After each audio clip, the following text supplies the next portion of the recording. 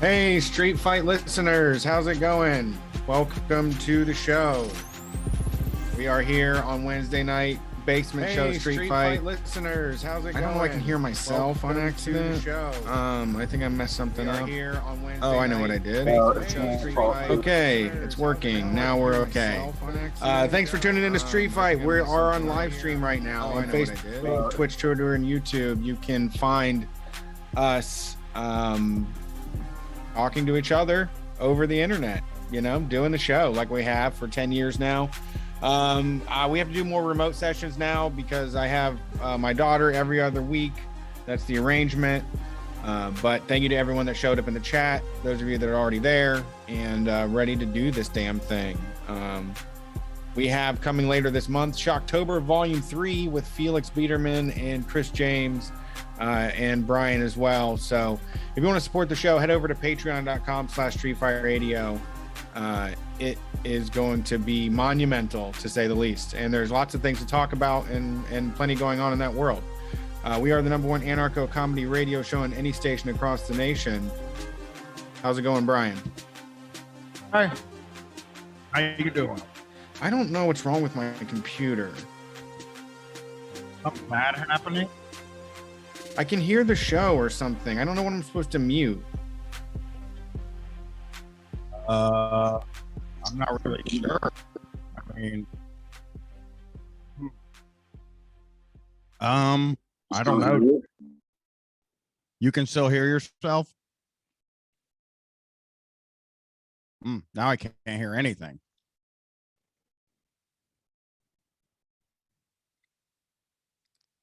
Everybody's muted except for me, I think. Oh, you can't hear? Can you hear me? I can hear you now. Sorry. This is still, yeah, I don't know what's going on there. It's never done that before, and I didn't change anything, so that's always fun. They don't tell you this when you drop out of school to become a podcaster. No one's gonna tell you that this shit doesn't fucking work. I was talking to Leslie. He was like, I saw a late message from Leslie. He was like, hey, watch Evangelion and come on the stream and talk about it. And I was like, oh man, sorry, I missed it. And he was like, oh, it fucking shit the bed and we couldn't get anything done. It's like, yeah, sounds like the internet. Sounds like live streaming to me. That shit happens, man. That is the way the internet works. That's how live streaming works. I am not looking at the chat tonight because I am not looking at the internet tonight. I am just to do what we're doing on this show. And I'm going to go in my bedroom and I'm going to watch wrestling. And I don't want to be spoiled by anybody. You waiting for that Omega Danielson match? Yep. I'm excited. I'm waiting for all the matches. I am amped about every single one of the matches. So as soon as I get done with this, pop into the other room and watch a little bit of the wrestling. Been waiting for this one. Been waiting. But yeah, I'm doing okay. I mean, I'm I am it rained today and it sucked. I went and walked in the rain and got soaking wet and cold, but I did my walk. So I felt accomplished. And then when I got home earlier than usual, right around 3:30, 4 o'clock, I said, I don't even really know what to do with myself. And my wife was like, I got something you can do. Go get an oil change. We're solving the oil change problem once again. And didn't really need an oil change. I don't think. I don't know how many miles we were. So I guess, I didn't really know if we needed an oil change, but they accidentally hit the trip button and it showed the oil life light and it said 15%, and they assumed that the car was going to explode or stop running. So they sent me to get an oil change, and I went and waited for 2 hours at the oil change place. At least it was one of the ones where you can sit in your car. I don't know. I'd prefer to go watch Jerry Springer or Steve Wilco or old Ricky Lakes or something. I prefer to watch some trash TV, something I've never seen before. Bethany, any of the daytime TV. That's the best part about getting an oil changed. Oh no, I like sitting. I go to a place where I just sit in the car the whole time and let the men do the work. And I don't get up and get out. And they make me open my door 7 times or whatever. But what are you gonna do? You know, the oil change is done. I got the expensive oil this time because Okay. you know they're always telling you like you should get the expensive oil. So I got the fucking expensive oil. You know what happens? They slap a sticker on the car. It's 3,000 miles till the next oil change, which is what it is with the cheap oil. Should have just got the cheap oil. That was stupid. That was like buying premium fuel. And I would never buy premium fuel either. I think you're incorrect about that one, but yeah, I mean, it leaves less dirt and corrosion and grime behind. Oh, okay. Well, then I made a smart choice. You definitely can do 5K. You can absolutely do 5K. Some of them, I mean, most of them you can go to 7,500 these days, especially on a full synthetic. If my car makes anything, if an indicator light comes on in my car, I automatically get sent to the oil change place. And there's nothing I can say that will change the oil change place, that I am going to have to go there. So that's what I did today. That's my that was it was fine. You know, they did it. You know, they do it pretty fast. The guy in front of me in line, they were having trouble with his car. And so that added to the time I had to wait. But I gotta say, these guys are fast as hell in there, man. It was, I think, 20 minutes once I got through the door. You know, once I got in there and in the bay, 20 minutes tops. And then I was fucking out of there. So I was pretty impressed with their speed. I will say that. I'm not going to do an ad for them. Not their management of the line, though. No, they kind of, I don't know what happened there. The line is just, it's like pulling into a garage. So they can't really do extra stuff, but they did make me read them my mileage 4 times and make me open my door so they could do the VIN 4 times and ask for all my information 4 times. 4 different people came to my car and asked me this information 4 different times. And I was just not that I was a little annoyed by, but I just let it go. I just kept giving them the information. You know, if they want the information, they can have it. Sounds extremely thorough. They really cared about, getting it right, They just fucked it up a bunch of times is all it is. The one guy would put it in and then the other guy didn't know that they put it in, and then another guy didn't know, and they just had a procession of people that kept checking on me. So I did learn how to turn my air pressure light off.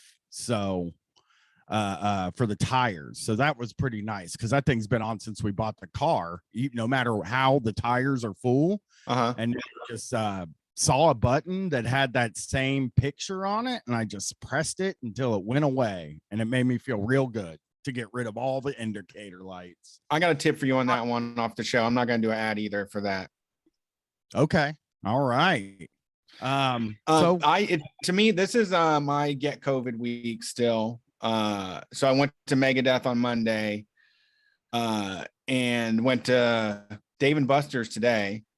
Got so many fucking jackpots: Hyper Pitch, Gridiron, Mega Stacker, Zombie, the harpoon game where there's like a fucking treasure chest in the middle and there's a jellyfish. I got that one for the first time ever. It was a very fruitful day. And then tomorrow is Thursday and Taking Back Sunday. So this will be my most rambling time in Virus Town.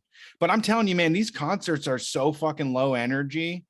Like, I was popping off, but people are really not trying to mosh or push each other or get too cozy. And the ticket sales just aren't there. So there's enough room for people. There's enough elbow room, which is nice. I guess people like that. Could be you're at a club tomorrow, though. You were at an arena. Yeah. So the last time I was in an arena was that Corn show, and nobody was doing shit. And that was before COVID.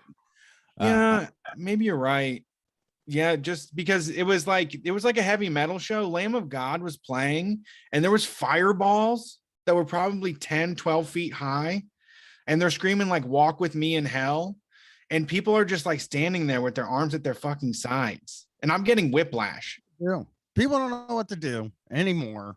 And I'm sure things will stabilize once we stop seeing constantly how everything we do is going to kill us, which I guess we might never see No, actually. we'll be out of it. It's just longer than expected. I planned all this stuff way earlier in time.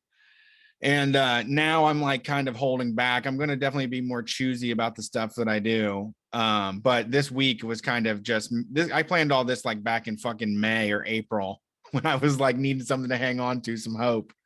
The Megadeth. Going well back when they were like, yeah, they got all these vaccines, everything's working out great. Now they're like, I don't know. I mean, someday maybe Yeah. things can be normal again. And then Dave Mustaine, Megadeth was like, man, did play Trust, which I loved. But the vocals were so bad. And I know he had like throat cancer and everything, so that probably has something to do with it. But it was basically just a huge sing-along. And it felt really good because every time I tell somebody I like Megadeth, like everybody else gangs up on me on how much the voice fucking sucks.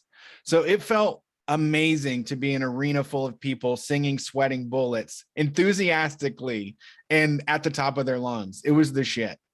Doing Dave Mustaine voice when you sing it at the top of your lungs, you do Dave Mustaine voice. I do it to my, yeah, I think you have, I do. Yeah. I try to mimic it.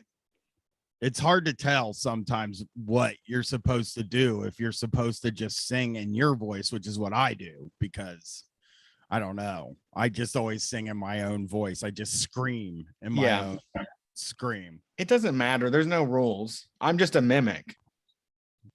True. Yeah. There are no rules. I will admit that. But so apparently from what I heard, he's like really fucking stoned and really fucked up all the time and just watches OAN and has been going on like COVID rants and shit, like after Dystopia plays. Okay. It was really weird because he was singing this song called Dystopia and American flags are burning in the background and he's like shredding on the fucking guitar. And it's so weird that he thinks it's because we're like getting away from Christianity and like family shit. And like I want American flags to burn. I guess I'm the one burning them. And he's the one like raging on in the dark with his flying V guitar.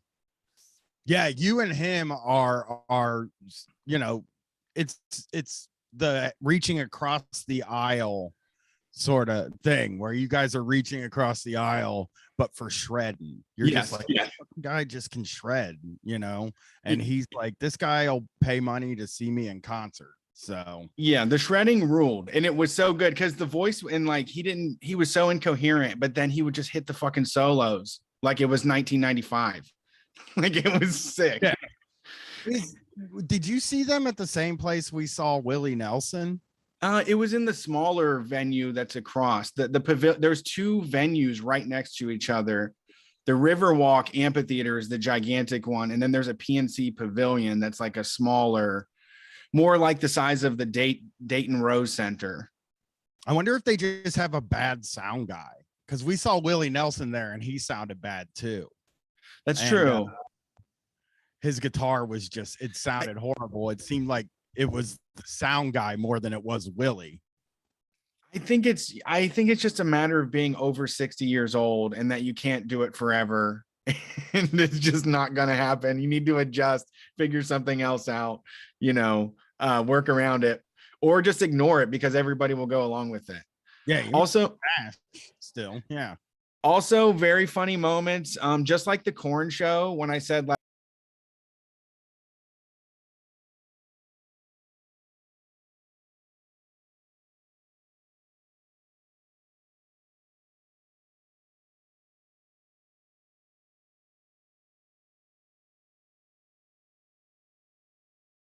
grabs onto my hand and he won't let go of my hand. And then I go to drop my hand down and then he catches it